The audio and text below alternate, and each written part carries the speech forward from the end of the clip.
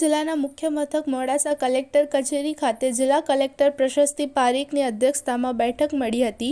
બેઠકમાં નિવૃત્ત થતા કર્મચારીઓના પેન્શન, સરકારી લેણા, કર્મચારીઓને મળતા લાભ, લોક અરજીના નિકાલ અંગે પણ બેઠકમાં ચર્ચા કરવામાં આવી।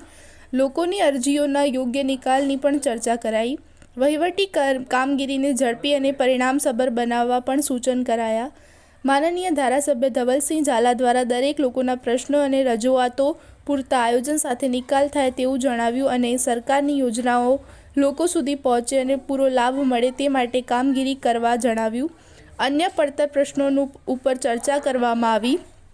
આ બેઠકમાં જિલ્લા વિકાસ અધિકારી દીપેન કેડિયા, જિલ્લા પોલીસ વડા શેફાલી બરવાલ, જિલ્લા પ્રમુખ પ્રિયંકાબેન ડામોર, નિવાસી અધિક કલેક્ટર એન.ડી. પરમાર, જિલ્લા ગ્રામ વિકાસ એજન્સીના નિયામક રાજેશ કુચારા સહિત જિલ્લા સંકલન સમિતિના અધિકારીઓ ઉપસ્થિત રહ્યા હતા।